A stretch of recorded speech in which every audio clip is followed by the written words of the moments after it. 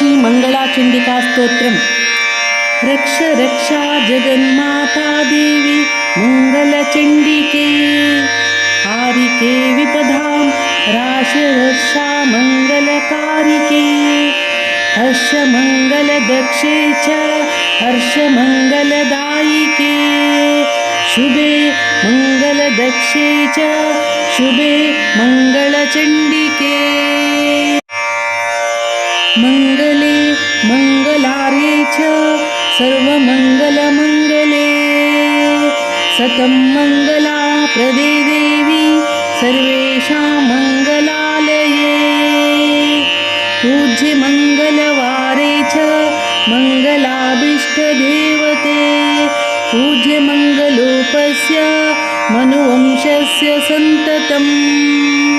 मङ्गलाधिष्ठात्री देवी मङ्गलं च मङ्गले, संसारमङ्गलाधारे मोक्षमङ्गलदायिनी।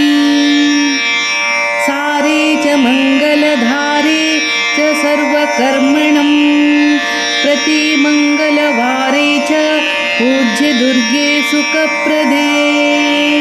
स्तोत्रणानेन शम्भुश्च स्तुत्वा मङ्गलाचण्डिकाम्, प्रतिमङ्गलावरे च पूज्यं कृत्वा गतः शिवः।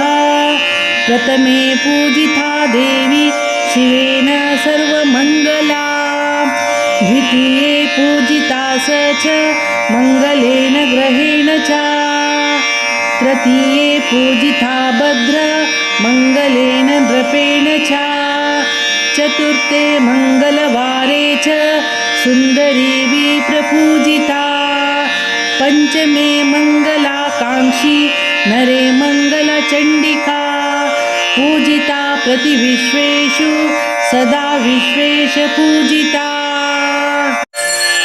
तत सर्वत्र सम्पूज्य बभूव परमेश्वरी, देवैश्च मुनिभिश्चैव मानवैर्मनुभिर्मुने।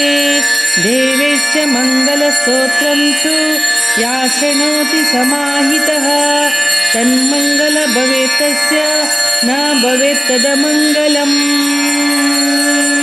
श्रीमङ्गलाचण्डिकस्तोत्रं सम्पूर्णम्।